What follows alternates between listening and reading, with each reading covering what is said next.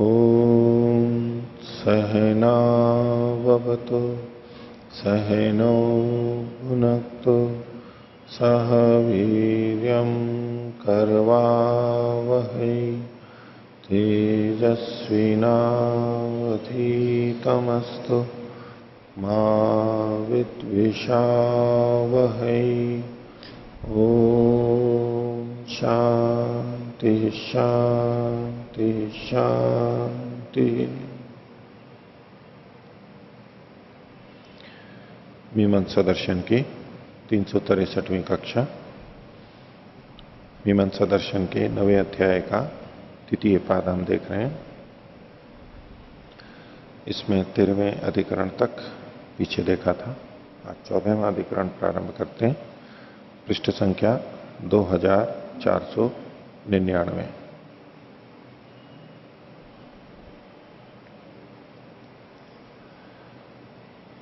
शीर्षक है अभ्युदयेष्टौ दधिपयसो प्रणीता धर्मानुष्ठानाधिकरणम। अभ्युदयेष्टि है, अभ्युदयेष्टि, अभ्युदितेष्टि भी नाम उसका बोलते हैं, अभ्युदयेष्टि। तो ये अमावस्या के संदर्भ में जब चंद्रमा उदय हो जाए तो दोष के रूप में दर्शेष्टि अमावस्या और प्रतिपद को की जाती है, और उसमें यदि काल की गणना ठीक नहीं हो तो चंद्रमा उदय हो जाता है, क्योंकि उदय होना नहीं चाहिए। तो यदि चंद्रमा उदय हो जाए तो प्रायश्चित्त के रूप में अभ्युदयेष्टि है।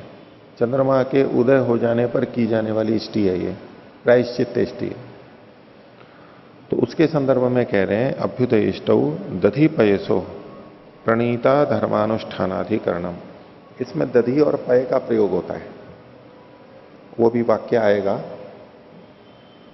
तो इन दूध और दही में प्रणीता के, प्रणीता का मतलब प्रणीता पात्र, जल एक लिया जाता है, लेके जाते हैं, और वो श्रपणार्थ होता है, ओदन को पकाने के लिए लिया जाता है काम में। तो प्रकृति में जहां प्रणीता होता है, तो वो जल होता है, उसके जो धर्म होते हैं, क्या वही धर्म दूध और दही में भी काम में लिए जाएंगे? उन धर्मों का प्रयोग वहां अतिदेश होगा या नहीं होगा, ये प्रश्न था। तो इसमें सिद्धांति का मत है कि अभ्युदयेष्टि में दधि और पय में, ये दधि पयसो सप्तमी द्विवचन, इसमें प्रणीता के धर्मों के अनुष्ठान का अधिकरण है, यानी प्रणीता के धर्म यहां पर प्राप्त होंगे, ये सिद्धांत पक्ष है। तो विषय को उठा रहे हैं विवाह एनम प्रजया पशुभिर्वर्धयति। ये व्यक्ति निश्चय ही प्रजा और पशु से न्यून हो जाता है, अर्धयति न्यून हो जाता है, कम हो जाते हैं प्रजा और पशु इसके। और वर्धयति अस्य भ्रातृव्यम, इसके भ्रातृव्य को बढ़ा देता है, यानी शत्रुओं को बढ़ा देता है। निंदा की जा रही है। अल्प विराम भ्रातृव्यम किसका?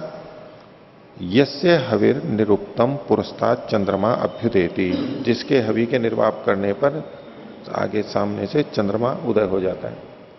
होना नहीं चाहिए था वहां पर उदय, लेकिन हो जाता है, काल गणना के भेद से हो जाता है। तो ये एक दोष हो गया। तो वो करे क्या? सत्रेधा तंडुलान विभजेत। तो जो निर्वाप किया है तंडुल, उसको 3 तरह से बांटे, 3 भाग करे। ये मध्यमास तान अग्नये दात्रे पुरोडाशम अष्टा कपालम निर्वपित। तंडुलों को 3 विभागों में बांटने का मतलब है कि उसमें एक तो बहुत छोटे छोटे टुकड़े होंगे, कुछ बीच के टुकड़े होंगे मध्यम आकार के, और कुछ साबत होंगे, पूरे बड़े बड़े होंगे। ऐसे 3 विभाग कर दे उसके, अलग अलग करें। चावल के बाजार में भी आप देखते ही हैं, एक तो साबुत चावल आते हैं, एक 3 टुकड़ी आते हैं, 2 टुकड़ी आते हैं, एक पौना भी आता है, 2 टुकड़ी आता है, और कणी भी आती है, चौथाई वाला भी। वो बहुत सस्ते मिलते हैं। चावल तो वो का वही है, कोई बासमती चावल या जो भी है, लेकिन मूल्य में अंतर हो जाता है। तो कंपनी फैक्ट्रियां जो होती हैं वो छान छान के अलग अलग करके दे देती हैं, क्योंकि साफ करते हैं उसको, ये सब प्रक्रिया में कुछ टूटते ही हैं, वो अलग अलग कर देते हैं। तो ऐसे ये 3 भाग करने हैं, तो छोटे, मध्यम और बड़े, उसके लिए ये कह रहे हैं कि सत्रेधा तंडुलान विभजे, तो उनको 3 विभागों में बांटे। ये मध्यमा स्थान अग्नये दात्रे पुरोडाशम अष्टाकपालम निर्वपेत। तो जो मध्यम आकार के हैं उनको अग्नि देवता के लिए अग्नये दात्रे देने वाली, दात्र जो अग्नि है उसके लिए पुरोडाश बनाए और वो अष्टाकपाल पुरोडाश हो, उसका निर्वाप करे वो। ये स्थविष्ठा स्थान इंद्राय प्रदात्रे दधंश्चरु, और जो स्थविष्ठ हैं बड़े हैं उनमें उनको इंद्र के लिए, प्रदात्र इंद्र के लिए करे और उसके लिए चरु बनाए, चरु बनाए और दधंश चरु, वो दही में बनाए चरु। वैसे तो जल में बनाते हैं, ये दही के अंदर दधंश चरु। ये क्षोदिष्ठा, और जो सबसे छोटे हैं, छोटे टुकड़े हैं, तान विष्णवे क्षिपिविष्टाए, वहां पर क्षिपिविष्ट विष्णु के लिए निर्वाप करे। श्रिते चरुम, दुग्ध के अंदर गर्म दूध में उसको पकाए, ये वचन मिलता है। तो यहां पर श्रिते चरुम दधंश चरुम इत्येतत् उदाहरणम, तो अंत में जो दधंश चरुम और श्रिते चरुम है ये विचार का बिंदु है, ये उदाहरण है यहां पर। तत्रायम अर्थ संशयिका किम श्रिते दधनी प्रणीता धर्मा कर्तव्या उत न कर्तव्या इति। तो श्रित में यानी दुग्ध में और दही में प्रणीता जल के धर्मों को करना चाहिए या नहीं करना चाहिए। किम प्राप्तम, तो पूर्व पक्षी कहता है न कर्तव्या इति, वो नहीं करने चाहिए। तो वहां तो जल में पकाया जाता है, चरु की बात है, तो वहां जल में पकाया जाता है, यहां पर दूध या तो दही में, ये शब्द यहां पर आ रहे हैं। तो चूंकि जल की जगह पे दूध और दही आ रहे हैं, तो इसलिए जल के जो धर्म थे प्रणीता के, वो धर्म यहां, वो संस्कार यहां भी किए जाने चाहिए, ये एक पक्ष है। लेकिन पूर्व पक्षी कह रहा है कि नहीं करने चाहिए। क्यों नहीं करने चाहिए, तो उसके लिए आगे चर्चा है। पूर्व पक्षी कहता है परार्थे न तु अर्थ सामान्यम संस्कार से तदर्थत्वात्। परार्थे, ये जो दूध और दही हैं ये तो भिन्न प्रयोजन के लिए, पर अर्थ के लिए, इनका प्रयोजन दूसरा है। प्रणीता जल का प्रयोजन कुछ और था, इनका प्रयोजन कुछ और है, परार्थ है। न तो अर्थ सामान्यम, इनमें प्रयोजन की समानता नहीं है। यदि प्रयोजन की समानता होती तो जल वाले धर्म इनमें भी आ सकते थे, लेकिन वो भिन्न प्रयोजन के लिए। और अर्थ की समानता होती तो क्यों आ सकते थे, कि संस्कार से तदर्थत्वात्, संस्कार के उसी प्रयोजन वाला होने से। जल में जो संस्कार किए जाते हैं वो जल जिस प्रयोजन के लिए उसके लिए है, अगर वही प्रयोजन होगा तो दूध और दही में भी वो किए जा सकते थे। भाष्य परार्थम एतत्, सूत्र में जो परार्थ लिखा है उसको खोल रहे हैं। प्रदानार्थम इति, ये देने के लिए, ये जो दूध और दही है ये तो देने के लिए। जल जो था, पूर्व पक्षी का कहना है कि जल था वो तो पकाने के लिए था, और दूध और दही है ये पकाने के लिए नहीं है, ये तो देने के लिए। जैसे कि तंडुल देने के लिए है, आहुत देवता के लिए देने के लिए है, ऐसे दूध और दही भी देने के लिए है, पकाने के लिए नहीं है। इसलिए दोनों का प्रयोजन अलग अलग हो गया। जल तो पकाने के लिए है और दूध और दही पकाने के लिए नहीं है, देने के लिए है। परार्थम एतत् प्रधानार्थम इति न प्रणीतार्थम, प्रणीता के प्रयोजन वाले ये नहीं है। यानी तो श्रवण करना है, प्रणीता का जल का प्रयोजन क्या है, तंडुल का श्रवण करना, पकाना। तो न प्रणीतार्थम, प्रणीता का जो प्रयोजन है उसके लिए ये नहीं है। जैसे कई बार दलिया पकाते हैं, अब दलिया पानी में पकाते हैं, तो वो पानी देने के लिए नहीं होता है कि इनको थोड़ा पानी भी पहुंचे पेट में, इसलिए हम यहाँ दलिया में पानी डाल रहे हो, तो पकाने के लिए होता है, प्रयोजन नहीं है वो उसका, वो केवल पकाने के लिए ही होता है। हालांकि जल की पूर्ति होती है वो अलग बात है, लेकिन प्रयोजन नहीं है वहां पर। लेकिन कई जगह दूध में दलिया पकवाते हैं, फिर तो कहें कि वो तो कहने को यूं ही कहते कि भाई पानी में नहीं दूध में पकवा दिया, इसमें क्या है, वो पकाने की दृष्टि से प्रयोग करते हैं। लेकिन उनका मूल प्रयोजन क्या होता है कि दलिए के साथ साथ दूध भी पहुंचे। जल में पकता है तो उतना स्वादिष्ट नहीं बनता है, दूध में पकता है तो स्वादिष्ट बनता है। और पतंजलि में जब दलिया बनता है ना तो वो दूध में ही बनता है, पकाते हैं उसको वहां पर। नहीं, यहां हमारा अलग प्रयोजन है। यहां पर तो पानी में पकाते हैं और ऊपर से दूध डालते हैं। दूध तो अलग से देना ही था, दलिया भी देना था, दूध भी देना था। यहां हम तब करते हैं जब दूध कम होता है, क्योंकि एक एक पाव दूध दे नहीं सकते, आधा लीटर नहीं दे सकते, तो कम होता है तो बने हुए पानी में बने हुए दलिये में ही दूध डलवा देते हैं, बस मिलाते हैं उसमें, तो वो दूध दलिया हो जाता है। ये अलग प्रयोजन है। पकता ही जब दूध में है, वो खीर की तरह से बन जाता है। जैसे चावल पकते हैं तो वो खीर की तरह से बनता है, गाढ़ा बनता है, उसका स्वाद गंध आदि अलग होती है। तो जब दूध को डाल करके करते हैं तो अब ये नहीं कह सकते दूध केवल पकाने के लिए है, वो दूध प्रदान करने के लिए भी है, क्योंकि इनको पुष्टि आएगी, दूध भी यहां पर दिया जाए ऐसे। तो पूर्व पक्षी कहता है कि ये तो भिन्न प्रयोजन के लिए है, दूध और दही तो यहां देने के लिए है, पकाने के लिए नहीं है। दधि च तंडुल विभागश्च एको भागा इंद्राय प्रदात्रे दातव्य। दही और तंडुल का एक भाग, तो तंडुल का एक भाग मतलब जो बड़े हैं वे इंद्र के, प्रदात्र इंद्र के लिए देने के लिए होते हैं, यानी दधि भी देने के लिए, ये कह रहा है पूर्व पक्षी। और श्रितम च तंडुल विभागश्च विष्णवे शिपिविष्टा है, शिपिविष्ट विष्णु के लिए जो छोटे छोटे भाग हैं, तंडुल विभाग मतलब छोटे वाला भाग, और श्रितम च और दूध, ये विष्णु देवता को देने के लिए है। न श्रपणार्थम दधि पयोवाक विधीयते, यहां पर दही और दूध का विधान उसको पकाने के लिए नहीं किया गया, वो प्रदान करने के लिए किया गया। तो प्रश्न उठ सकता है कि भाई पकाने के लिए किया हो गया क्या, क्योंकि यहां पर देखिए दधश चरुम और श्रिते चरुम लिखा हुआ है। तो श्रित में चरु, श्रिते मतलब तो ये सप्तमी विभक्ति है, तो सप्तमी विभक्ति है तो यही लगेगा ना कि उसमें पकाने के लिए है, आधार बन रहा है, दूध में पकाओ, जल में पकाओ, ऐसे। तो तत्र ही सप्तमी संयोगो अनुवादा एवं, तो सप्तमी का संयोग तो है वहां पर, लेकिन पूर्व पक्षी ये मान रहा है कि ये सप्तमी केवल अनुवाद के लिए है, ये विधि के लिए नहीं है कि उसमें पकाओ। तत्र ही सप्तमी संयोगो अनुवादा एवं, वो अनुवाद मान के चल रहा है। क्यों अनुवाद मान रहा है? क्योंकि वो क्या अनुवाद इसलिए मान रहा है, शब्द में तो कहीं नहीं आया पहले अनुवाद के रूप में, लेकिन चूंकि श्रपण अर्थ प्राप्त है, यदि हमें उसको चरु बनाना है तो पकाना तो पड़ेगा ही, उसके बिना तो हो नहीं सकता है। तत्र ही सप्तमी संयोगो अनुवादा एवं, ये सप्तमी का जो संयोग है ये अनुवाद के रूप में है, क्योंकि सप्तमी के आधार पर ये नहीं कहे सोच ले कोई कि इसमें पकना है ये। और अनुवाद इसलिए है क्योंकि श्रवण जो है वो अर्थ प्राप्त था, श्रुति से प्राप्त था, श्रवण से प्राप्त नहीं है ये, लेकिन अर्थतः प्राप्त था, इसलिए इसको अनुवाद कह रहा है ये पूर्व पक्षी। न च प्रणीता कार्य विधि ये थे दधि पयोवा, और यहां पर प्रणीता के कार्य में दधि और पय का विधान तो किया नहीं जा रहा है कि प्रणीता की जगह पे दधि और पय आए।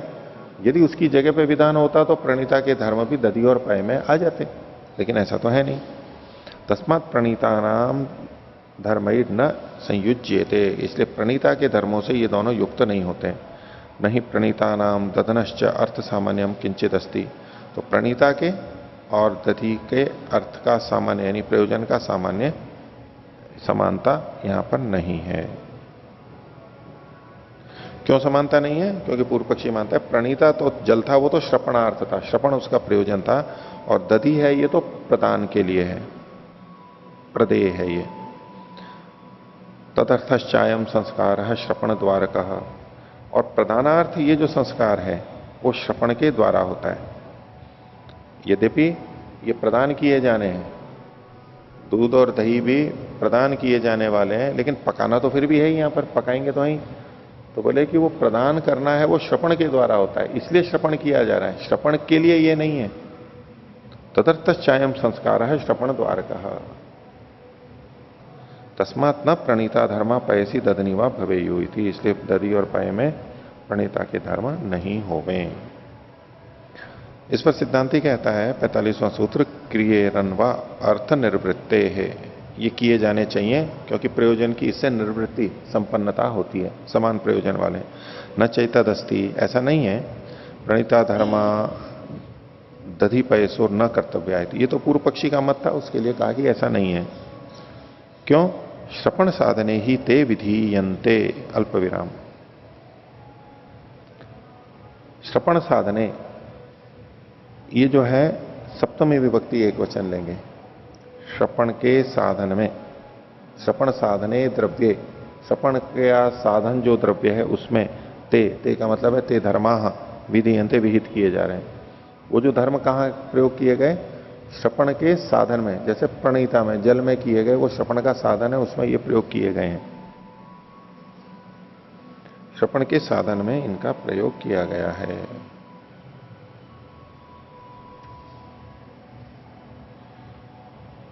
आगे, न श्रपणार्थम उत्पन्ने द्रव्ये अल्प विराम, पूर्ण विराम की जगह अल्प विराम।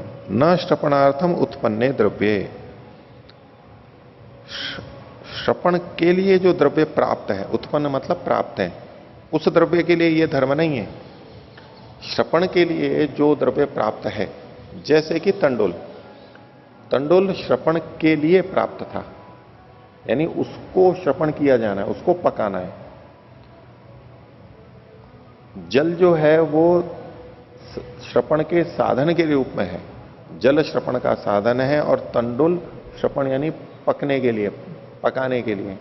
अब यूं तो हम भाषा में बोल देते हैं ये पानी भी पकाने के लिए, लेकिन पानी पकाने के लिए इसका मतलब है पानी को पकाना है वो नहीं। ये पानी किस लिए है? बोले पकाने के लिए। यानी एक तो है कि पानी को ही पकाना, वो अलग बात हो गई। एक है कि साधन, श्रपण के साधन के रूप में। तो जल जो है वो श्रपण का साधन है।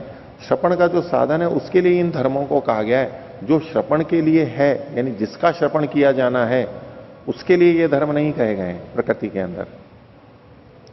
ये नार्थो निर्वर्तेत, जिससे कि ये क्यों किए गए? जिससे कि प्रयोजन संपन्न हो पाए। ये नार्थो निर्वर्तेत तत्र ते अपूर्व प्रयुक्तत्वात् क्रियन्ते। तत्र मतलब श्रपण के साधन में, ते मतलब ये धर्म जो प्रकृति में कहे गए प्रणीता के, तो तत्र श्रपण साधन में ये धर्म अपूर्व प्रयुक्त होने से करे जाते हैं, क्योंकि इनका प्रयोजक अपूर्व है। ये धर्म क्यों किए जाते हैं? क्योंकि इससे अपूर्व की प्राप्ति होती है। प्रयोजक अपूर्व है, प्रयोजक श्रपण नहीं है वहां पर। इन धर्मों का प्रयोजक श्रपण नहीं है, इन धर्मों का प्रयोजक अपूर्व है। यद्यपि किए ये श्रपण साधन में ये जा रहे हैं, लेकिन अपूर्व इनका प्रयोजक है। तो तत्र ते अपूर्व प्रयुक्तत्वात् क्रियन्ते क्रियते च दधि पयोभ्याम श्रपणम। और यहां पर दधि और पय के द्वारा श्रपण किया ही जा रहा है, क्योंकि ये श्रपण के साधन है। तस्मात् तद्धर्मई संयोग स्यात्, इसलिए उसके धर्मों से, प्रणीता के धर्मों से इनका संयोग होना चाहिए। इसमें थोड़ा संशोधन कर लीजिए, नीचे जो हिंदी में लिखा है व्याख्या में, दूसरा वाक्य जो था ऊपर, श्रपण साधने ही ते विधीयन्ते, इसमें लिखा है दूध और दही श्रपण के साधन रूप में कहे गए हैं। श्रपण साधने ही ते विधीयन्ते, श्रपण के साथ दूध और दही को यहां पर इन्होंने ले लिया, क्योंकि दो थे ना, तो श्रपण साधने में इसमें इन्होंने द्विवचन माना है। तो इसको दूध और दही ये तो हटाना ही है, दूध और दही के लिए नहीं कह रहे हैं। ये श्रपण के साधन में जो भी श्रपण का साधन हो, एक सामान्य बात कही जा रही है, ये सप्तमी एक वचन है। श्रपण साधने द्रव्य, वो द्रव्य जल भी हो सकता है या कोई द्रव्य मात्र जो भी हो। तो दूध और दही जो लिखा है इसको तो काट ही देना है। अब आगे जो वाक्य बनेगा, श्रपण के साधन में, साधन रूप में नहीं, रूप को काट दीजिए।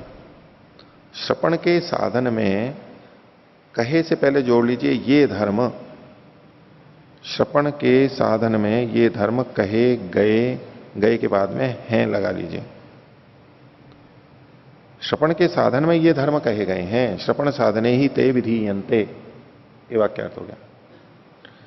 आगे और देखिए, पकाने के लिए ये द्रव्य नहीं कहे गए, इसकी जगह पे यूं कीजिए, पकाने के लिए, ये के आगे लिए कर लीजिए, ये को भी लिए कर लीजिए। पकाने के लिए लिए गए द्रव्य में नहीं कहे गए। पकाने के लिए, लिए तो ठीक है ही, फिर जो ये है उसके आगे पहले भी ली लिख लीजिए, लिए। पकाने के लिए लिए गए, गए को साथ में जोड़ दीजिए। पकाने के लिए लिए गए द्रव्य में जोड़ लीजिए, नहीं कहे गए। जो द्रव्य नहीं, हाँ पकाने के लिए मतलब प्रधानार्थ, वो पकाने के लिए के दोनों अर्थ चले जाते हैं ना, तो आप किस अर्थ में बोल रहे हो वो इसलिए तो प्रधानार्थ मतलब, हाँ प्रधानार्थ, पकाने के लिए मतलब प्रधानार्थ जो द्रव्य लिए गए उसकी जगह पे ये नहीं कहे गए हैं। पर यहां तो ये बात नहीं कही जा रही है, यहां तो धर्मों के लिए कहा जा रहा है। धर्म जो प्रकृति में कहे गए हैं वो धर्म किस लिए कहे गए वो बात कही जा रही है। यहां दूध और दही के लिए नहीं कहा जा रहा है। दूध और दही पे लगेगा, लगाएंगे, लेकिन इस वाक्य में दूध और दही को लेकर के कथन नहीं किया जा रहा है भाष्य में। नीचे के अर्थ में ऐसा आ गया कि दूध और दही के लिए कहा जा रहा है। दूध और दही तो साध्य है, उसमें हम निर्णय करेंगे, तो उसको सिद्ध करने के लिए कुछ सिद्धांत नियम ये बोल रहा है, हेतु दे रहा है क्या, कि श्रपणार्थ ही ते विधीयन्ते, जो धर्म है प्रणीता के वो श्रपण साधन में कहे गए हैं, न श्रपणार्थम उत्पन्ने द्रव्ये। जो श्रपण के लिए उत्पन्न द्रव्य है यानी प्राप्त द्रव्य है यानी तंडुल, उसके लिए वो धर्म नहीं कहे गए हैं, श्रपण के साधन के लिए कहे गए हैं। ये एक सिद्धांत हेतु दे दिया। इस कारण से अब वो कह रहा है चूंकि दूध और दही भी यहां पर श्रपण साधन के रूप में है, इसलिए वो धर्म यहां पर भी आएंगे, जैसे प्रकृति में थे वैसे यहां पर भी आएंगे। ये सिद्धांति का अभिप्राय है।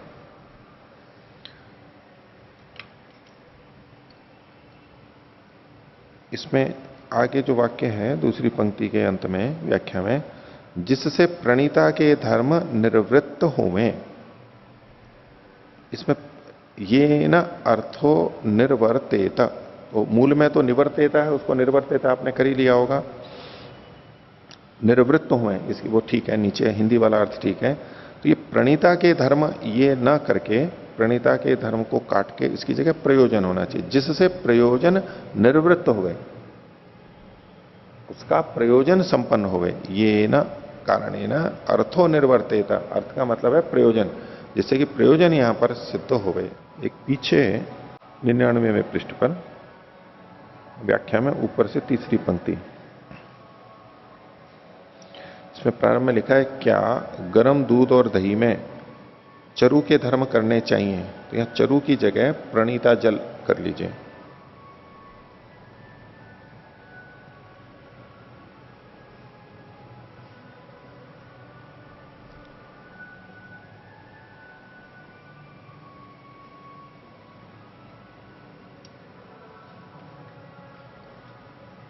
आगे 15वां अधिकरण, बृहत रथंतर धर्माणाम, रथंतर र को जोड़ लीजिए, बृहत रथंतर धर्माणाम व्यवस्थाया तत्त सामगान काले अनुष्ठानाधिकरणम।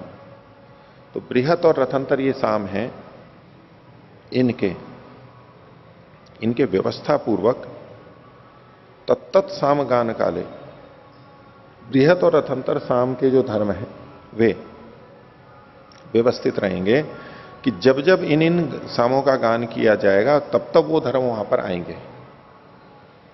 यानी रथंतर केवल चल रहा है तो बृहत के धर्म रथंतर में नहीं आएंगे,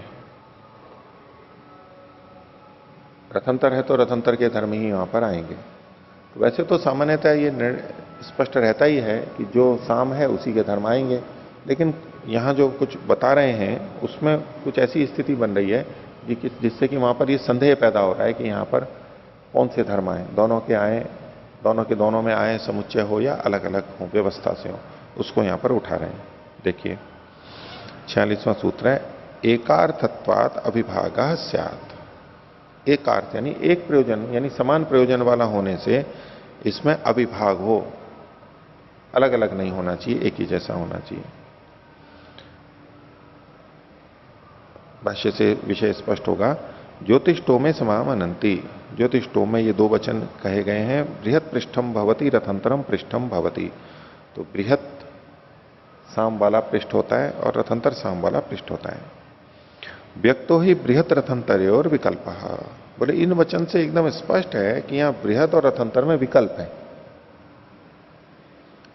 यस्मिन कार्य रथंतरम प्रवर्तते तस्मिन एव कार्ये बृहत पृष्ठ सिद्धि द्वारेण धर्मा विहिता इति। विकल्प क्या होता है, ये कर लो चाहे वो कर लो, ठीक है, ये भी कर सकते हैं, ये नहीं है तो वो कर सकते हैं, दोनों का विकल्प है। तो प्रयोजन एक होना चाहिए। तो क्या यस्मिन कार्य रथंतरम प्रवर्तते, जिस कार्य में रथंतर का प्रयोग किया जा रहा है, तस्मिनेव कार्य, उसी कार्य में बृहत पृष्ठ की सिद्धि के द्वारा, सिद्धि मतलब होने के द्वारा, बृहत पृष्ठ के होने के द्वारा धर्मावीता, धर्म वहां पर कहे गए हैं। कौन से धर्म? बृहत के धर्म कहे गए हैं। तस्मात बृहत धर्मा रथंतर धर्माश्च उभयत्र कर्तव्या इति। तो बृहत के धर्म और रथंतर के धर्म दोनों जगह करने चाहिए, ये पूर्व पक्षी का मत है। दोनों एक ही प्रयोजन वाले हैं, कुछ धर्म बृहत में है, कुछ धर्म में है, तो दोनों के दोनों धर्म वहां पर काम में लिए जाने चाहिए। बृहत ग्रहणम च लक्षणार्थम भविष्यति। तो यहां जो बृहत पृष्ठम भवती, ऐसे में जब दोनों के धर्म आएंगे तो सिद्धांत ये कह सकता है, या पूर्व पक्षी के विपरीत जो भी है वो कह सकता है कि भाई बृहत पृष्ठ का है तो उसी के धर्म आएंगे। जब कथन बृहत नाम है तो उसके समाधान के लिए पूर्व पक्षी कह रहा है कि ये जो बृहत शब्द है ये लक्षणार्थ मान लेंगे हम, उपलक्षण के लिए मान लेंगे कि बृहत से बृहत और रथंतर दोनों का ग्रहण होगा। और इसी तरह उल्टा भी कर लीजिए कि रथंतर शब्द जो है, रथंतरम पृष्ठम भवती, तो रथंतर ग्रहण भी लक्षणार्थ हो जाएगा। लक्षणार्थ मतलब उपलक्षणार्थ होगा, दोनों का ग्रहण हो जाएगा, ऐसा पूर्व पक्षी मान के चल रहा है। तो इसका उत्तर सिद्धांति देता है 47वां सूत्र, निर्देशाद वा व्यवतिष्ठेरन। निर्देश के कारण से ये ऐसे ही होंगे, क्योंकि इसके लिए स्पष्ट अलग से निर्देश है, तो बस ये तो वैसे ही होंगे। वैसे ही मतलब बृहत में बृहत के धर्म और रथंतर में रथंतर के धर्म होंगे। भाष्य निर्देशात्वा, कैसे निर्देश है? रथंतरे रथ धर्मा रथंतर धर्मा कर्तव्य, रथंतर साम में रथंतर के धर्म करने चाहिए। वो धर्म कौन से हैं उसको आगे बता रहे हैं। नोच्चैर्गेयम, रथंतर साम है, ऊंचे से नहीं गाना चाहिए, यानी मंद्र स्वर से गाते हैं नीचे। नच बलवत गेयम, और बल लगा करके भी नहीं गाना चाहिए, जोर लगा के गाते हैं, बहुत जोर जोर से जैसे गाते हैं, तो रथंतर को जोर लगा के नहीं गाना चाहिए। अब कुछ की आदत होती है वो जोर लगा करके ही बोलते हैं, और कुछ की आदत होती है वो उनसे जोर लगता ही नहीं है, धीरे ही बोलते हैं। तो कुछ लोगों को वो पसंद आता है। जब मैं शुरू में दर्शन योग गया था तो वहां जो संचालन वगैरह जो करते थे, तो स्वामी जी करते थे पहले, और नाम तो उनका अलग था, उनका श्रीनिवासन जी नाम था, श्रीनिवास जी। तो वो बोलते थे, वो और कई जने इतना जोर लगा के बोलते थे, यहाँ गले में नसें फूलती हैं और इतना जोर से, और मेरे को कर्कश लगता था। मैंने कहा कि मंत्र पाठ का जो आनंद आना चाहिए वो चला जाता है, बहुत ऊंचा बोला जाता है, बहुत कर्कश हो, अच्छा नहीं लग रहा है। और मैंने कहा जबरदस्ती बोला जा रहा है ऐसे। तो उसमें बात ये थी कि उनको ये निर्देश थे, वहां जो भी है आचार्य जी को ये पसंद था कि ऊंचे से बोलना चाहिए। वो नीचे से बोलते हैं तो उनको अच्छा ही नहीं लगता है, जोर से बोलो ऊंचा, वो बार बार ऊंचा करवाते हैं। अब वो व्यक्ति का गला ऐसा नहीं है कि वो ऊंचे को बोल सके, वो थोड़ी देर तो बोल देता है, फिर आगे वो जबरदस्ती जोर लगा करके बोलने लगता है। अब सारा ध्यान बस ऊंचा बोलने में, बाकी सब चीजें भावना होना सब समाप्त, एकाग्रता बिल्कुल उसी में हो जाती है। और फिर क्या हो जाता है, धीरे धीरे गले की सामर्थ्य कम होने से वो स्वर बदलता जाता है, वो नीचे नीचे आ जाता है। अब और उसी स्वर में चल रहे हैं, वो नीचे आ गए, तो फिर दिक्कत होती है। तो मैंने उनको तभी कहा भी था, मैंने कहा कि तो अच्छा नहीं लग रहा है, बहुत जोर से बोला जा रहा है, बहुत जोर से। हर व्यक्ति का अपना अपना ऊंचा नीचा होता है, सब ऊंचे नहीं बोल सकते। तो अलग अलग उसमें अलग अलग प्रभाव पड़ता है। तो इसमें रथंतर साम के लिए ये धर्म है उसका, रथंतर साम का, कि नोच्चैर गेयम न च बलवत गेयम। और धर्म बता रहे हैं इसका रथंतरे। अच्छा, इसको विपरीत अल्प विराम में ले लीजिए, नोच्चैर गेयम न बलवत गेयम। इन्होंने गहरे अक्षरों में नहीं लिया इसको। आगे रथंतरे प्रस्तूयमाने सम्मीलयेत, यहां से ये भी विपरीत अल्प विराम में लीजिए, यहां से रथंतरे से लेके स्वर दृशम प्रतिवीक्षेत, यहां बंद कर लीजिए, इत्येवम आदय, इस प्रकार के धर्म कहे। ये क्या कहा? रथंतरे प्रस्तूयमाने, जिस समय रथंतर की प्रस्तुति करे तो सम्मीलयेत, नेत्रों को बंद कर ले, नाक बंद करके बोलते हैं रथंतर को। तो अब आंख बंद करके भी कोई बहुत जोर से बोल रहा हो तो आंख बंद करने का जो प्रयोजन है वो नहीं पूरा हो पाएगा, अंदर जो भावना जानी है। तो रथंतर के प्रस्तुयमान होने पर सम्मीलयेत, नेत्रों को बंद कर लें। लेकिन इसी में आगे कहा कि स्वर दृश्यम प्रति वीक्षेत, स्वर दृश्य शब्द जब आए तो देखें, फिर आंख खोल लें। यानी पूरा मंत्र जो है उसमें कुछ भाग तो आंख बंद करके है और कुछ भाग आंख खोल करके है। इसके लिए मंत्र है, पीछे आ चुका है अपने पृष्ठ संख्या 1467 के ऊपर, 2467 के ऊपर। अभित्वाशूर नो नुमो, ये रथंतर साम था, वहां पर देख सकते हैं चाहे तो। अभित्वाशूर नो नुमो दुग्धा इव धेनवा ईशानमस्य जगत। आगे क्या लिखा? स्वर दृश्य, ये स्वर दृश्य शब्द है। स्वर दृश्यम ईशानम इंद्र तस्तुषा, तो जगतः तक जो ईशानमस्य जगतः, यहां तक तो नेत्र बंद रखे। और फिर जो लिखा स्वर दृश्यम प्रतिवीक्षेता, स्वर दृश्य यहां से आंख को खोल लेता है वो, तो अंत तक स्वर दृश्यम ईशानम इंद्र तस्तुष, वहां तक आंख खोल करके बोलना होता है। ये इसका धर्म है। और इसमें नेत्र खोल करके भी क्या है कि नेत्र खोल करके उसके लिए यूं कहा जाता है कि आकाश की ओर देखें। एक तो है कि नेत्र बंद है और नेत्र बंद करके खोला तो जो सामने है उसको देख रहा है वो, या किसी को भी देख रहा है। और उसमें वहां ये व्यवस्था है कि जिस समय आंख खोले तो आकाश की तरफ देखें। नेत्र बंद थे, बोल लिया, और जब खोलना है तो बस आकाश की तरफ देखें, अनंत आकाश को देखें।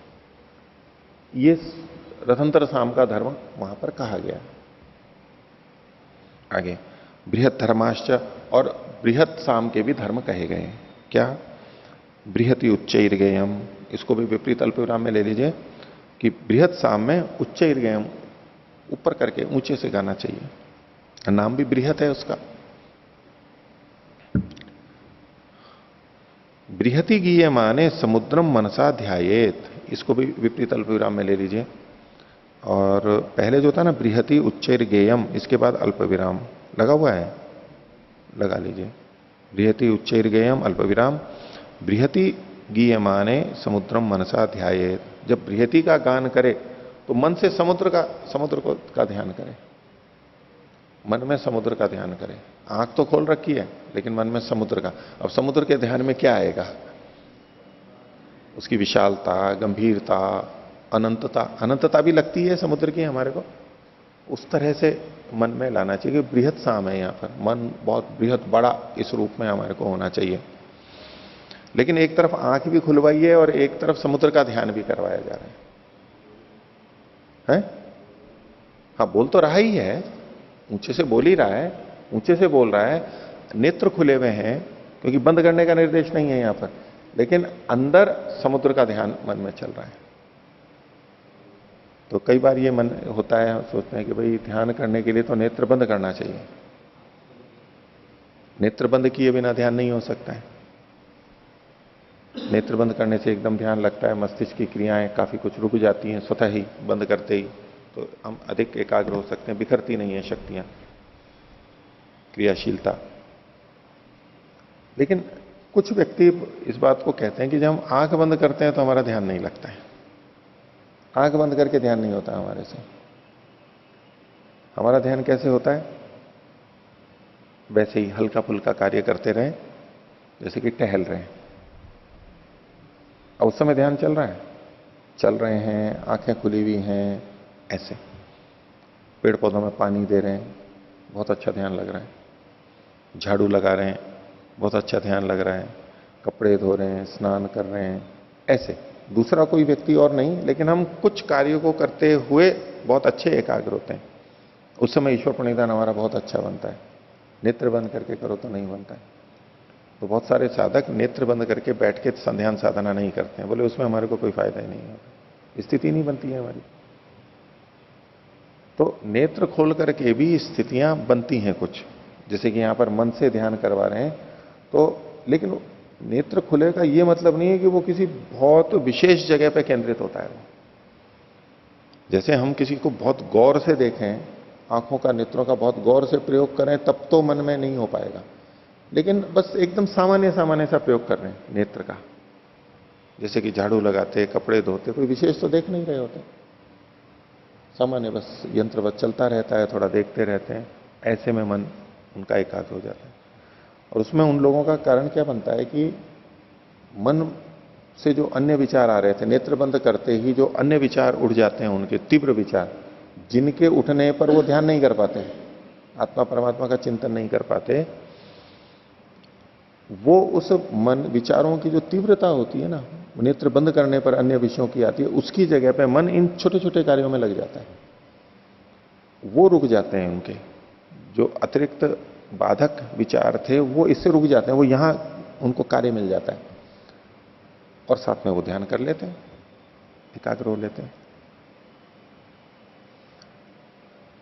कुछ लोग पढ़ने वालों को आपने देखा होगा, कुछ लोग कहते हैं कि जी हमारी पढ़ाई तो तब होती है जब हम गाना लगा देते हैं, धीरे धीरे गाना संगीत चला देते हैं, तब हम पढ़ाई कर पाते हैं। गाना बंद हो ना अगर, तो हम पढ़ाई नहीं कर सकते। वो पढ़ते ही तब है। तो दूरदर्शन, आकाशवाणी या टेप रिकॉर्डर या अपना कंप्यूटर में आजकल हल्का हल्का वो चला देते हैं, कमरा बंद कर लेते हैं, प्रकाश है, तो वो अब उससे वो अपना एक परिसर ऐसा बना लेते हैं कि मन कहीं और नहीं जा रहा है और अब पढ़ते रहते हैं एकांत से। और कभी जाता भी है तो बस गाने पे जाता है और फिर वापस आ जाता है, यहीं पर ही रहता है, इधर उधर नहीं जाता है।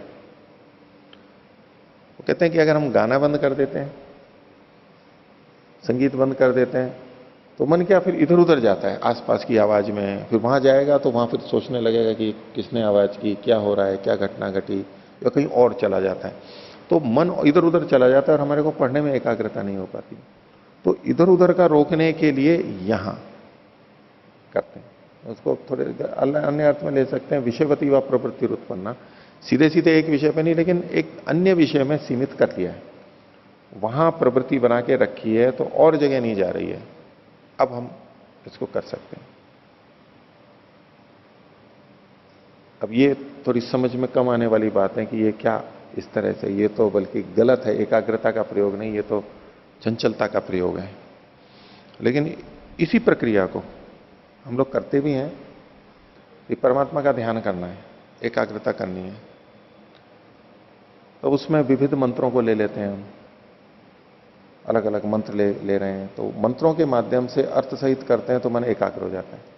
अब वहां हमें ये नहीं लगता है कि भाई आप परमात्मा का ध्यान कर रहे थे, आत्मा का, तो इन मंत्रों को क्यों ले लिया आपने बीच में? आप सीधे बस केवल परमात्मा का ध्यान करने में लग जाइए।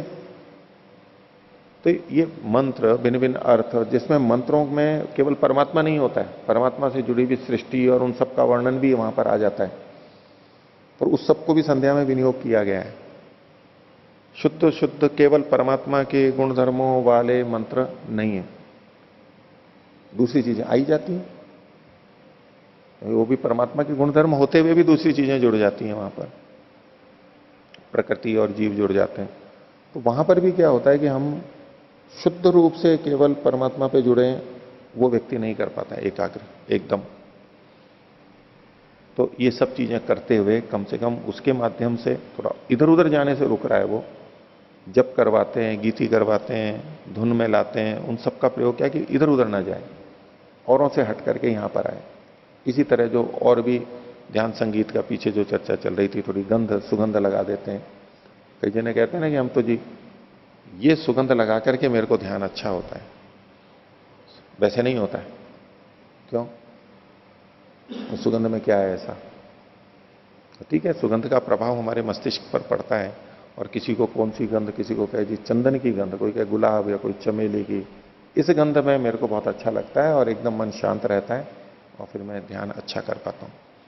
तो कुछ लोग अगरबत्ती जला करके ही, सेंट लगा करके ही ध्यान करते हैं, उसके बिना तो उनको लगता है जैसे कि बिखरा बिखरा सा हो रहा है, अच्छा नहीं हो रहा है। ये भी वही प्रक्रिया है, वो की वह प्रक्रिया है। जैसे वो गाना चला लेते हैं, ये सुगंध को फैला लेते हैं। वो गाना चूंकि अलग तरह का होता है, फिल्मी गीत होते हैं और होता है, तो ये लगता है कि ये तो ध्यान से विपरीत चीज है। हाँ, गंध लगा ली तो ये तो ध्यान के विपरीत नहीं है, लेकिन एक भी विषय तो है ही। जब हमारे को गंध पे जाना ही नहीं है यहाँ पर, तो हमारा को विचार तो आत्मा परमात्मा का करना है, लेकिन वो स्थिति को बनाने में प्रयास, उनको और जगह से हटाने में उनकी सहायता करते हैं। तो नेत्र खोले खोले भी, जैसे कि चलते फिरते भी ईश्वर प्रणिधान की बात आती है, वो किया जा सकता है, और उससे अन्य से तो अच्छा ही है। हाँ ठीक है, जब नेत्र बंद करके और फिर लगाते हैं, वहां और भी ज्यादा गहराई में जाते हैं, उसका निषेध नहीं है, वो तो और भी अच्छा है, लेकिन इन लोगों के लिए, कुछ के लिए ऐसा भी किया जा सकता है। तो यहां पर क्या है, बृहति बृहति उच्चैर के गेयम बृहति गीयमाने समुद्रम मनसा ध्यायेत इत्येवम आदय। ये धर्म दोनों के अलग अलग कहे गए हैं, ये निर्देश से हैं, वचन किया गया है। एवं निर्देशो अर्थवान भविष्यति, तो जिसके जिसमें धर्म है वहीं कहेंगे तो ये निर्देश सार्थक होगा।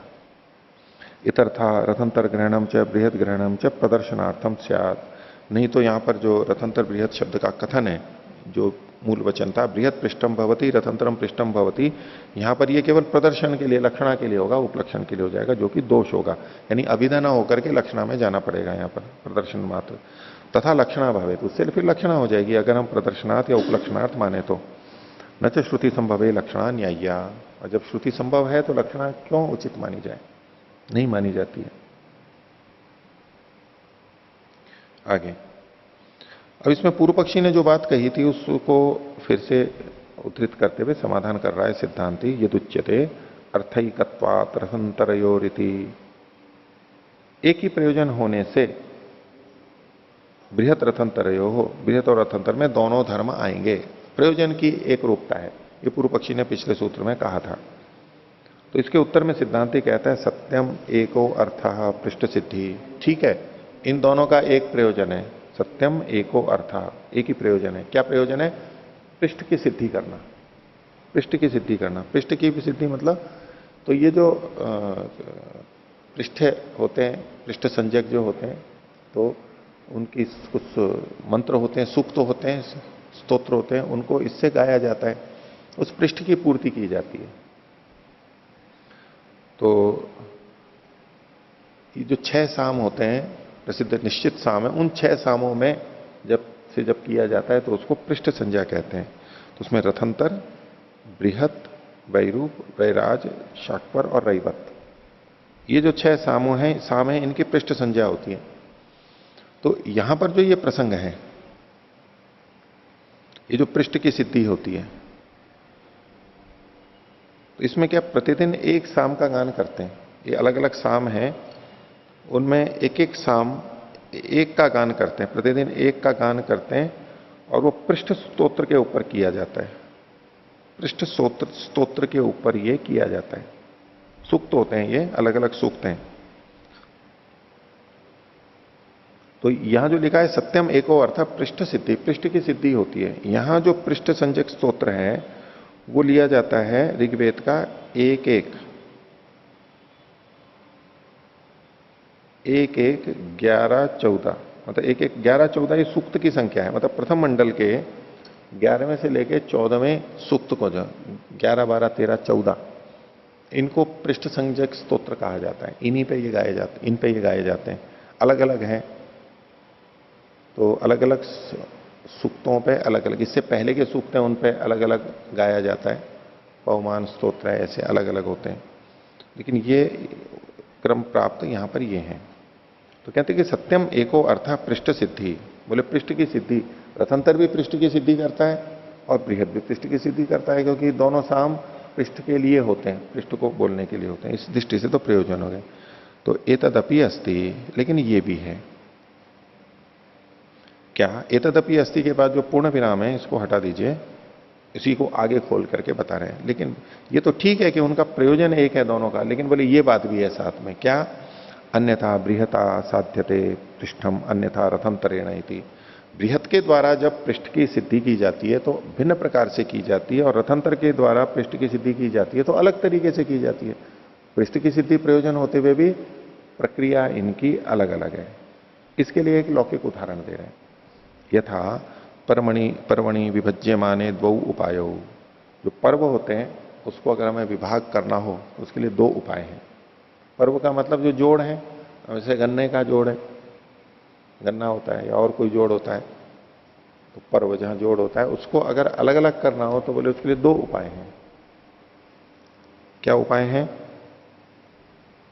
यथा द्वौ पुरुषौ अंतयोर गृहीत्वा आकर्षतः, 2 मनुष्य उनके किनारों को पकड़ करके और उसको खींचेंगे, विपरीत दिशा में खींचेंगे, वो टूट जाएगा? नहीं, गन्ने को नहीं टूटेगा,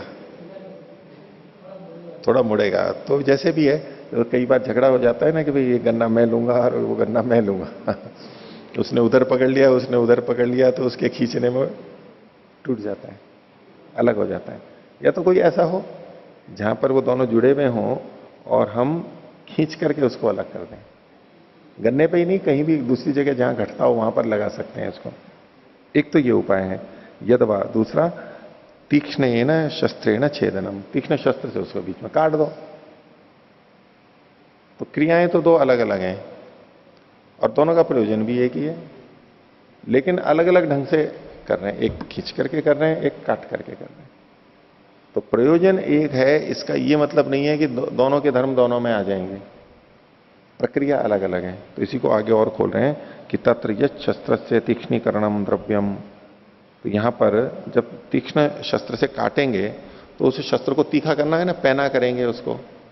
तो शस्त्र का जो तीक्ष्णीकरण है, द्रव्य, द्रव्य मतलब कर्म, तीक्ष्णीकरण जो द्रव्य कर्म है, यानी ये एक तरह का धर्म हो गया, संस्कार हो गया। तच्छेदनाभ्युपाय संपद्यते, जहां छेदन का जो उपाय होगा वहीं पर ही जुड़ेगा। न आकर्षणाभ्युपाय तदर्थापन्ने भी, आकर्षण वाला जो उपाय करेंगे ना, खींचने वाला, उसमें ये काम नहीं करेगा ये धर्म। यद्यपि तदर्थ की आपन्नता है, प्रयोजन वही है। दोनों के दोनों में धर्म नहीं जा सकते ना। कोई ये हेतु दे कि चूंकि दोनों पर्वों को अलग अलग करना है, दोनों का कर्म का प्रयोजन है, इसलिए तो जब खींच करके करेंगे तब भी चाकू को घिसना चाहिए, तो नहीं, आवश्यक नहीं है। तो प्रयोजन एक होते हुए भी दोनों प्रयोग किए जाएं, ये आवश्यक नहीं है। तो दृष्टांत दिया आगे, एवं बृहद धर्मा रथंतरे तदर्थापन्ने भवेयोर न वा इति ज्यायते विचारणा। इसलिए बृहद के धर्म रथंतर में, कैसा रथंतर, जो कि तदर्थापन्न है, यानी उसी प्रयोजन वाला है, उसमें भी होवे या ना होवे, ये एक विचारणा यहां पर की जा रही है। तत्र निर्देश सामर्थ्याद इदम अवगच्छामः, पूर्ण विराम की जगह अल्प विराम। ये निर्देश के सामर्थ्य से, जो वचन बताए धर्मों का जो निर्देश है, उससे हम ये निर्णय निकालते हैं, ये समझते हैं, अन्यथा बृहत साधयति, अब पूर्ण विराम हटा के अल्प विराम, अन्यथा रथंतरम इति, कि बृहत जो है वो भिन्न प्रकार से उस प्रयोजन को सिद्ध करता है और रथंतर भिन्न प्रकार से सिद्ध करता है। इसलिए एक दूसरे के धर्म एक दूसरे में नहीं जाने चाहिए। आगे प्रत्यक्षम खलु अपि अन्यद उपलभामहे, और प्रत्यक्ष रूप में भी हम अन्य तरह से देखते हैं। क्या? रथंतरम शूरादिकाम स्तुतिम कुर्वत पाठम साधयति। जो रथंतर साम है, ये जब अपने प्रयोजन को सिद्ध करता है, पृष्ठ को सिद्ध करता है, तो उसमें क्या भेद होता है?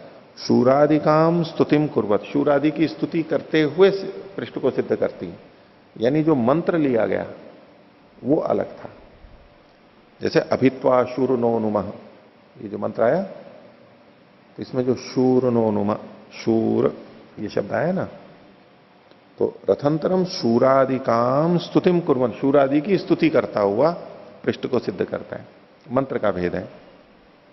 और बृहत चित्रादिकाम, और जो बृहत साम है वो चित्र आदि से स्तुति करता हुआ पृष्ठ को संपन्न करता है। पृष्ठ तो दोनों में संपन्न होते हैं, लेकिन मंत्र के भेद से ये चित्रादिक है।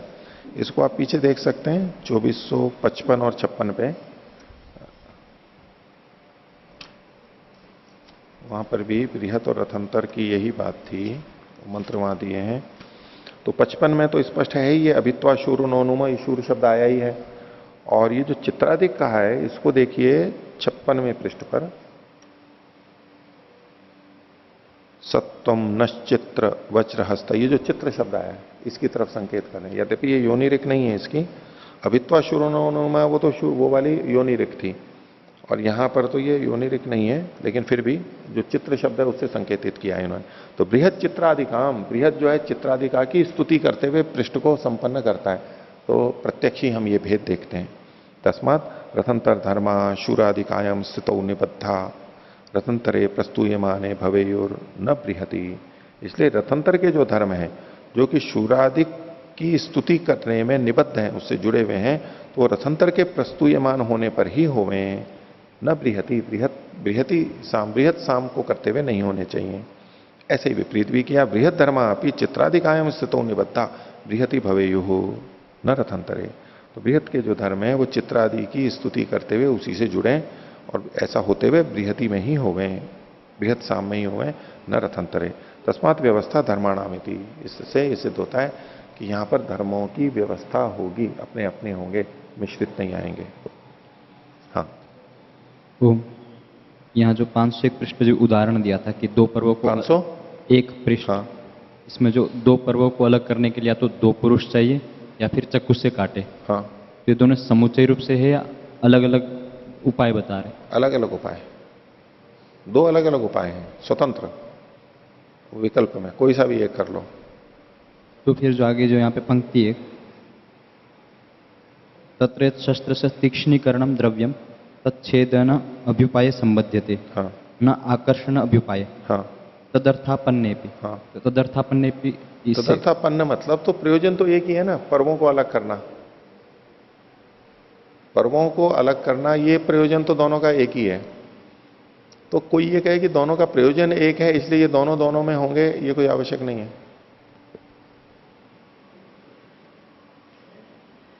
छुरे को तीक्ष्ण करना, शस्त्र को तीक्ष्ण करना, ये कब संगत होना? ये एक धर्म हुआ, तीक्ष्ण करना एक धर्म हुआ। अब कोई कहने लगे प्रयोजन एक है इसलिए जिस समय खींच करके कर रहे होंगे तब भी ये करना चाहिए, ये तो कोई बात नहीं हुई। जिस चाकू से करेंगे तब हो जाएगा, तब ये धर्म लगेगा, वहां नहीं लगेगा ये। बस ये समझाने के लिए। तो यानी तरीका अलग अलग है। सिद्धांति ने जो कहा था ना, यद्यपि प्रयोजन एक है एवं अपि अस्ति अन्यथा बृहता साध्यते पृष्ठम अन्यथा रथंतरेण इति। भिन्न भिन्न प्रकार से ये रथंतर को सिद्ध करते हैं, इसलिए धर्मों का दोनों में सामंजस्य नहीं होगा, वहां पर नहीं देने चाहिए, अलग अलग ही होने चाहिए। हाँ, तदर्थापन्ने भी मतलब छेदन के लिए बोलना चाह रहे, अलग के लिए बोलना चाह रहे? क्या? हिंदी में जो नीचे से तीसरी पंक्ति, उसके लिए आकर्षण के होने पर भी, नीचे से तीसरी पंक्ति है। हाँ, इनको इनको थोड़ा मैं ठीक करवा देता हूं आपको।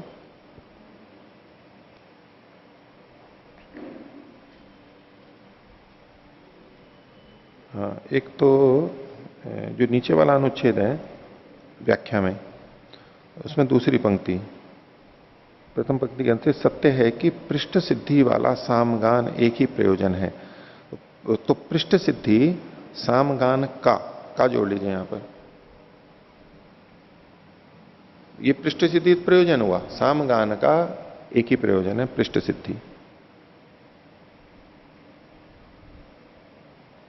दूसरा, इसमें तीसरी पंक्ति के अंत से देखिए, जैसे दो पुरुष बीच में से पकड़ कर खींचते हैं, बीच में की जगह अंत में से पकड़ कर लीजिए। और नीचे आइए, नीचे से तीसरी पंक्ति, चौथी पंक्ति के अंत से देखिए नीचे से, आकर्षण के उपाय में संबद्ध नहीं होता, उसके लिए आकर्षण के होने पर भी। उसके लिए का मतलब यहां पर है पर्व विभाजन,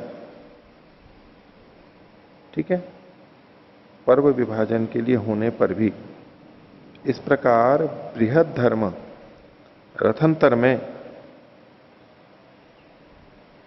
के बाद में पृष्ठ शब्द जोड़ लीजिए, पृष्ठ के साधन होने पर भी, होवे या ना होवे, इस प्रकार बृहद धर्म रथंतर में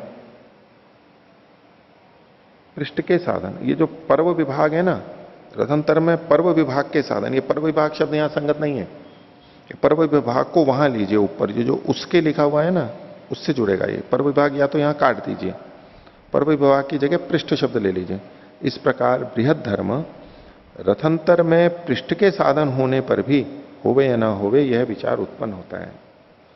रथंतर चूंकि पृष्ठ का साधन है, इस दृष्टि से बृहत के धर्म रथंतर में होवे या न होवे।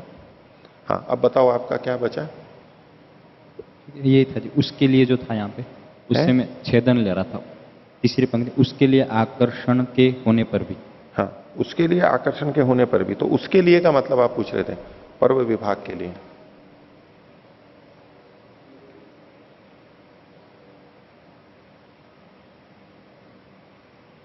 समान प्रयोजन होने पर भी, तदर्थापन्ने भी।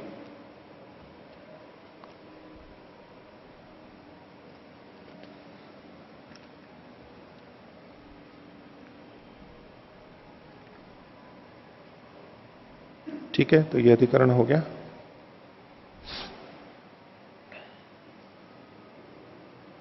अगला अधिकरण 16वां।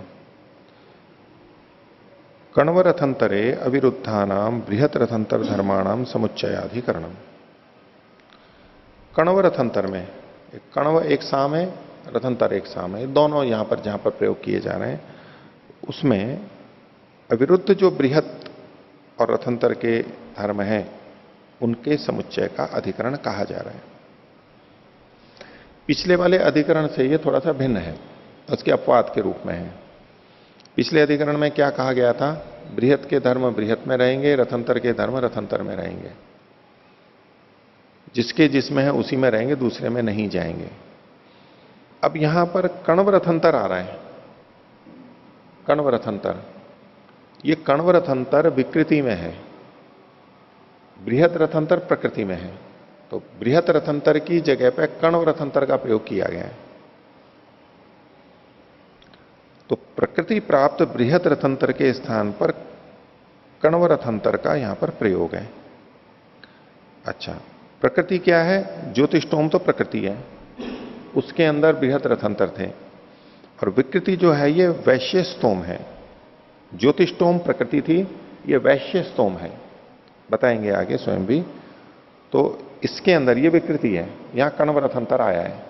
अब इसमें एक बात और साथ में जुड़ी हुई है, ये समस्या क्यों थी? प्रकृति में बृहत और रथंतर है, विकृति में कण्व और रथंतर है। तो रथंतर में तो रथंतर के धर्म आ जाएंगे, कण्व भी साथ में वहां पर पढ़ा गया है।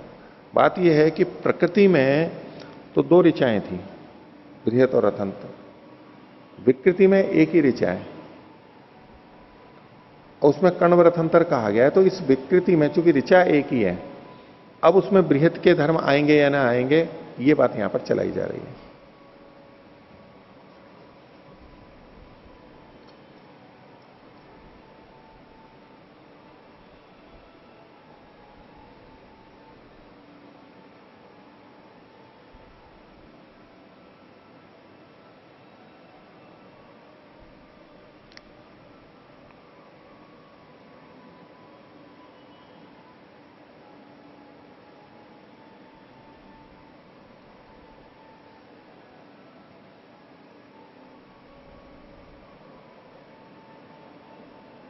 इसको थोड़ा और देखते हैं। प्रकृति में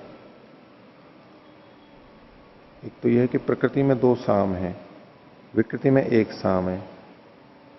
तो देखते हैं आगे, अभी पहले विशेष करते हैं। अस्थि वैश्य स्तोम, वैश्य स्तोम का वर्णन है। वैश्यो वैश्य स्तोमे न यजेता, जो वैश्य लोग हैं, वैश्य वर्ण वाले, वो वैश्य स्तोम से यजन करें।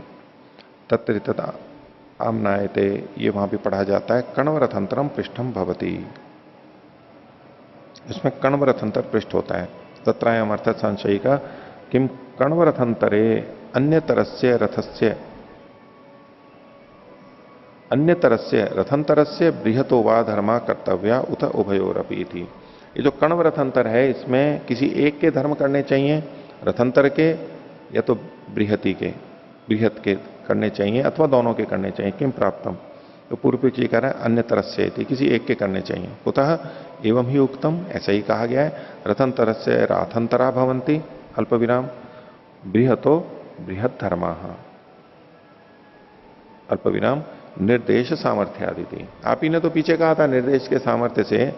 रथंतर में राथंतर यानी रथंतर के धर्म होते हैं और बृहत में बृहत के धर्म होते हैं, निर्देश है वहां पर। इसलिए तद विशेष अनुच्य माने यावत उत्तम तावत प्राप्तम थी। चूंकि यहां पर कुछ विशेष तो कहा नहीं गया है, इसलिए जो कहा गया है उसके धर्म होने चाहिए। रथंतर शब्द पढ़ा गया है तो रथंतर के धर्म ही होने चाहिए। तस्मात अन्य तरह से धर्म कर्तव्य थी, किसी एक के, और एक में भी रथंतर के धर्म यहां पर करने चाहिए, ये पूर्व पक्षी का मत है।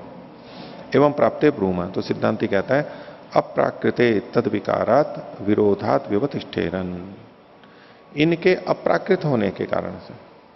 अप्राकृत का मतलब है जो प्रकृत नहीं है, विकार रूप में है। तो अप्राकृते तत् विकारात, उसका विकार होने से, प्रकृति का ये विकार होने से, विरोधात व्यवतिष्ठेरन,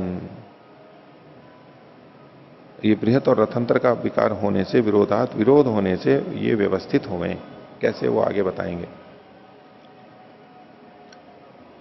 अप्राकृते, सूत्र में जो अप्राकृते का है उसी को यहां इन्होंने खोल दिया कण्वरथंतरे। कण्वरथंतर है ये विकृति साम है। कण्वरथंतरे अल्प विराम। आगे लिखा तद विकारात, ये सूत्र का अंश है तद विकारात। इसके बाद में जो पूर्ण विराम है इसको हटा दीजिए, इसकी जगह या तो बराबर लगा लीजिए या रेखा कर लीजिए। तद विकारात को खोला जा रहा है। क्या? यस्मात् कण्वरथंतरम उभयो कार्ये वर्तते, कि कण्वरथंतर है ये दोनों के स्थान पर विद्यमान है। प्रकृति में बृहद रथंतर था, यहां पर कण्वरथंतर है, तो वो दोनों के स्थान में साम की दृष्टि से विद्यमान है। तस्मात् उभय धर्मान लभेत, इससे वो दोनों के ही धर्मों को प्राप्त होगा। क्योंकि उनके स्थान पर यह है तो दोनों के धर्म यहां आने चाहिए। न ही विकृत निर्देशो अस्ति यथा प्रकृत, तो विकृति में कोई निर्देश तो है नहीं जैसा कि प्रकृति में है। धर्मों का निर्देश, जैसे विकृति में धर्मों का कोई निर्देश नहीं है जैसा कि प्रकृति में होता है। इसलिए अर्थापत्तितः यह धर्मा भवंती न चोदकेन, इसलिए यहां पर जो धर्म होते हैं वो अर्थापत्ति से होते हैं, किसी चोदक वचन से यानी किसी विधि वचन से नहीं होते। कण्वरथंतरम उभयोर अर्थापन्नम, कण्वरथंतर जो है इन दोनों का अर्थापन्न है। कण्वरथंतर का विकृति में। तस्मात् उभय धर्मान लभेत, दोनों के धर्म वहां पर आएंगे। और ये तो विरुद्धा धर्म, जो इनके विरुद्ध धर्म है, तद्यथा जैसे कि उच्चैर गेयम बलवत गेयम इत्यम जातीय का विरोधात व्यवतिष्ठेरन, जो विरोधी धर्म है वो व्यवस्थित होंगे। व्यवस्थित हो मतलब एक तरफ रह जाएंगे, वो फिर नहीं होंगे। इत्यम जातीय का विरोधात व्यवतिष्ठेरन, बस वो बैठे हुए रह जाएंगे। अविरुद्धेषु समुच्चय, जो अविरुद्ध है उनके अंदर समुच्चय हो जाएगा। यानी जो सूत्र में कहा था ना विरोधात व्यवतिष्ठेरन, जो परस्पर विरुद्ध हो रहे हैं, यानी रथंतर का तो आना ही है। इसमें दो तरह से बात लेते हैं यहां पर। रथंतर का भी नहीं आएगा, यूं अर्थ लेते हैं कि बृहत और रथंतर के जो धर्म परस्पर विरुद्ध हो रहे थे वो धर्म यहां पर दोनों ही नहीं आएंगे, वो एक तरफ हो जाएंगे। रथंतर और बृहत के जो अविरुद्ध धर्म है वो यहां पर आएंगे, विरुद्ध धर्म हट जाएंगे, यहां पर नहीं आएंगे। जैसे कि ये उच्चैर गेयम बलवत गेयम ये यहां पर नहीं आएंगे। और इसी तरह से निमील्य या उन्मील्य, ये जो था नेत्र बंद करके, यहां इतने में नेत्र बंद करे इतने में खोले, तो ये भी विरुद्ध धर्म है। तो यह है कि विरुद्ध में क्या करें, तो यूं इसमें अर्थ लेते हैं कि कोई सा भी ना करें।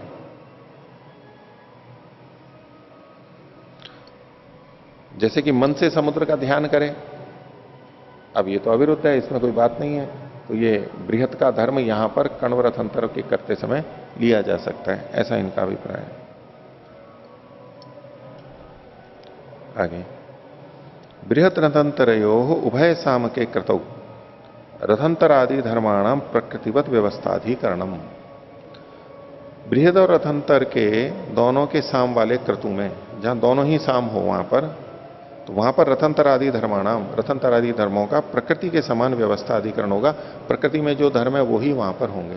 तो ये जो 2503वें पृष्ठ पर अर्थापत्ति से यहां पर धर्म आ रहे हैं, न चोदके न, चोदक वचन से नहीं आ रहे हैं। तो यहां चोदक वचन से एक तो हम अर्थ लेते हैं प्रकृतिवत विकृति कर्तव्य, और एक है कि साक्षात निर्देश विधि की जा रही है।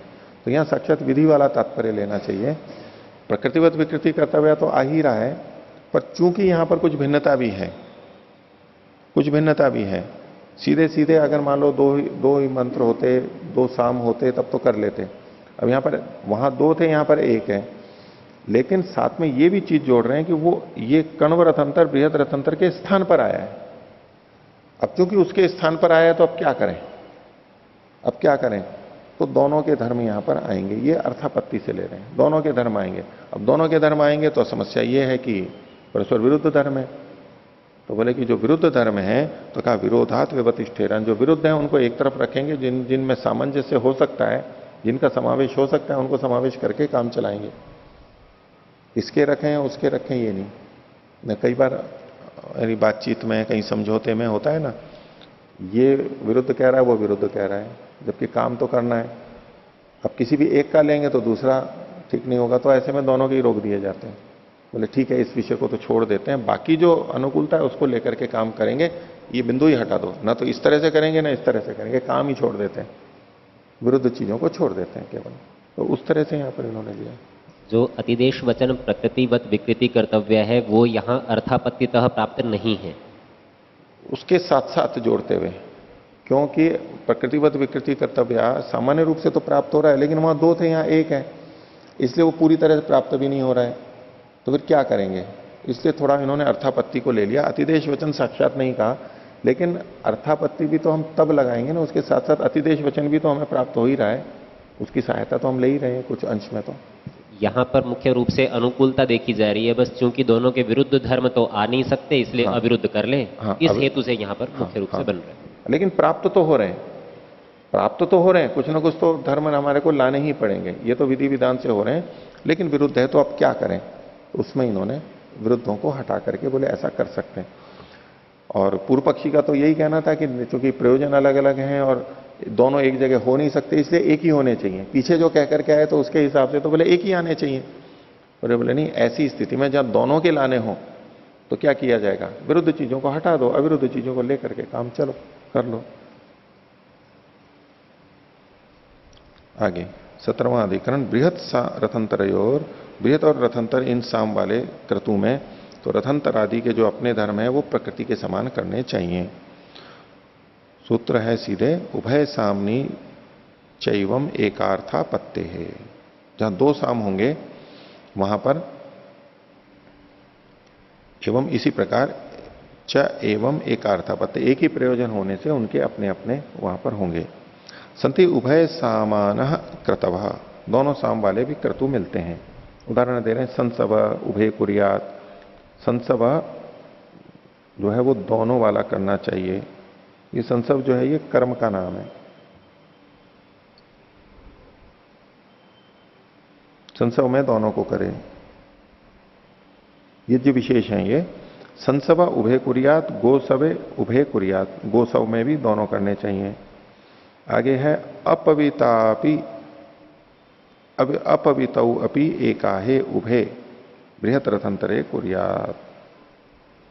तो अपवित, अपवितौ अपि, अपवित में भी, ये भी ये विशेष है, उसमें ये एकाहा है, अपवित नाम का जो एकाहा है उसमें भी दोनों करे। कौन? बृहत रथंतरे कुरियात, बृहत और रथंतर करे। ये जो अपवित है इसमें पाठ भेद मिल रहा है, वह की जगह च, अपचितौ अपि एका है, यहां पर अपवितौ है, वहां पर मीमांसा कोश में जो है वहां पर च शब्द है। अब हो सकता है यहां गलत छपने में आया हो, तो अपवितौ अपि एका है, तो अपचितौ अपि एका है। खोल रहे हैं, संति तो प्रकृतो बृहद धर्मा रथंतर धर्माश्च, तो प्रकृति में बृहद के धर्म और रथंतर के धर्म दोनों हैं। त यह चोदक न प्राप्यंते, चोदक वचन से यहां भी प्राप्त हो रहे हैं। यहां ये चोदक वचन का मतलब अतिदेश, प्रकृतिवत विकृति कर्तव्य। तत्र संशय किम उभय सामनी उभय धर्मा कर्तव्या अथ अथवा इहापि तथैव व्यवतिष्ठेरनीति। तो दोनों साम हैं, तो यहां पर दोनों धर्म करने, दोनों के धर्म करने चाहिए, अथवा यहां पर भी पहले की तरह व्यवस्थित हो में व्यवतिष्ठ हो जाए, यानी विरोधात व्यवतिष्ठेरन जो पिछला अधिकरण था उसके अनुसार विरुद्ध है उसको तो हटा दो और बाकी के दोनों जगह कर लो। क्या करें? किम प्राप्तम, तो सिद्धांत कह रहा है उभय सामनी चैवम स्यात्, दोनों साम हो तो उसमें ऐसा ही हो। कैसा? यथा नहीं, किम प्राप्तम, तो उभय सामनी चैवम स्यात् यथा कण्वरथंतरे, जैसा कि कण्वरथंतर में हुआ था। उभय ही अत्र सामनी पृष्ठ कार्य वर्तेते न एकैकम, यहां तो ये दोनों ही साम जो हैं ये पृष्ठ के कार्य में विद्यमान है, एक एक करके नहीं है, वहां तो एक ही था।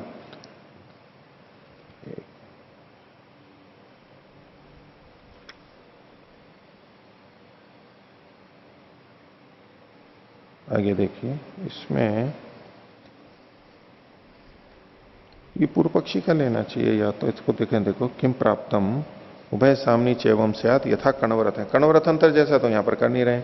उभय यत्र सामनी पृष्ठ कार्य वर्तेते न एकैकम तस्मान न एक धर्मान लभेता, ये एक एक के धर्मों को प्राप्त नहीं होंगे। अच्छा, ये पूर्व पक्षी का ही सूत्र था ना, पूर्व पक्षी का ही है ना, हाँ तो ठीक है। वो तो पूर्व पक्षी यही कह रहा है कि दोनों साम जो हैं यहां पर होवे, जैसा कि कर्णव्रथांतर में पिछले अधिकरण में कहा था मिलजुल करके। तो चूंकि पृष्ठ के कार्य में ही है, अकेले अकेले तो है नहीं, इसलिए एक एक के धर्म यहां पर प्राप्त नहीं हो। उभय ही अत्र संघते, उभय धर्म ही संयुज्य याताम, दोनों संघत हैं और दोनों मिलकर के ये करेंगे। और उभय ही ते संघते एक अर्थापत्ते है पृष्ठ कार्य वर्ते थे। एक अर्थापत्ति में होने से, एक ही प्रयोजन होने से वो पृष्ठ कार्य है, उसी में दोनों विद्यमान है। तो इसका उत्तर सिद्धांति दे रहा है 50वां सूत्र, स्वार्थत्वाद व व्यवस्था स्यात् प्रकृतिवत। ये स्वार्थ होने से, इनके अपने अपने प्रयोजन अलग होने से यहां पर व्यवस्था हुए, अपने अपने धर्म ही उनमें होवे, प्रकृतिवत जैसे कि प्रकृति में होते हैं। वहां शब्द है पक्षम व्यावर्तयति, न चैतदस्ति रथन बृहत रथंतरयो संहतयो, न चैतदस्ति बृहत रथंतरयो संहतयो उभये धर्मा कर्तव्य। ये बात ठीक नहीं है कि बृहत और रथंतर में मिल करके दोनों के धर्म किए जाएं। तो कैसे फिर, रथंतरे रथंतर धर्मा, बृहति बृहत धर्मा, दोनों के अलग अलग होंगे। कुतः स्वार्थत्वात् धर्माणाम, धर्मों के अपने अपने प्रयोजन वाला होने से, धर्मों के अस्वार्थ होने से। कैसे, उसको खोल रहे हैं, रथंतर धर्मा रथंतरार्था, रथंतर के जो धर्म है वो रथंतर के लिए हैं, बृहद धर्मा बृहदार्था, बृहद के धर्म बृहद के लिए हैं। सामनोश्चैते धर्मा, और ये धर्म साम के हैं, न पृष्ठ से, पृष्ठ के धर्म नहीं है, तो साम के हैं तो अपने अपने साम है, तो वहां वहीं ये प्रयोग किए जाएंगे। तच्च साम प्रयुज्यते रथंतरम बृहत्वा, और वहां पर कोई एक साम का प्रयोग किया जा रहा है, या तो रथंतर का होगा या बृहत का होगा। रथंतरे प्रयुज्य माने तत्धर्मा प्रयोक्तव्य, और रथंतर जब प्रयोग हो रहा हो, प्रयुज्यमान हो, तो रथंतर के धर्म वहां प्रयोग करने चाहिए। इसी तरह बृहत्य भी प्रयुज्यमाने बृहत धर्मा, बृहति में बृहत के धर्म होने चाहिए। साम प्रयुक्ता एवेते धर्मा, ये जो धर्म है ये साम से प्रयुक्त है, साम इनका प्रयोजक है। सामना भी ही दृष्टम अदृष्टम च क्रियते, अब ये साम के लिए है, लेकिन फिर कोई कहे कि साम तो ऋचा के लिए है, तो फिर ऋचा के आधार पर ही हो जाना चाहिए। तो कहने कि साम के लिए है, और जो साम है वो भी दृष्टादृष्टम च, सामना भी दृष्टादृष्टम क्रियते, साम के द्वारा स्वतंत्र रूप से भी दृष्ट और अदृष्ट किया जाता है। यानी साम में जिन धर्मों का प्रयोजन करेंगे तो वो व्यर्थ नहीं हो जाएंगे, वो भी दृष्ट अदृष्ट प्रयोजन वाला है। तस्मात साम अपि धर्म प्रयोजने समर्थम, तो साम भी धर्म के प्रयोजन में समर्थ है। यदि साम का दृष्टादृष्ट कोई प्रयोजन नहीं होता, वो पूरा का पूरा दूसरे के लिए होता, तो फिर धर्म उसके ये साम धर्म का प्रयोजक नहीं हो सकता था। लेकिन इसके दृष्टादृष्ट प्रयोजन है, इसलिए साम भी धर्म का प्रयोजक हो सकता है।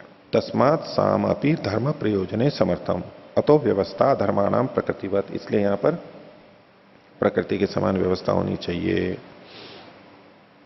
आगे लिखा तथा, यथा कर लीजिए वैसे, यथा प्रकृत रथंतरे प्रयुज्यमाने तदंगम प्रयुज्यते, जैसे प्रकृति में रथंतर का प्रयोग करने पर उसके अंग धर्म प्रयोग किए जाते हैं, बृहति तदंगम, और बृहति में उसके अंग यानी उसके धर्म प्रयोग किए जाते हैं, एवं इहापीति, वैसे ही यहां पर भी करना चाहिए।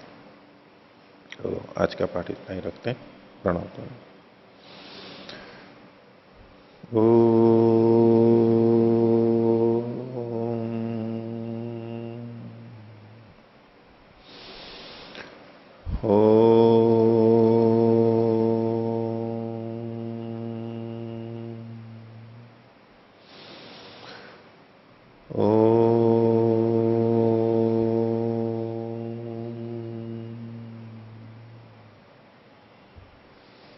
सभी को सादर अभिवादन। ओम शांति।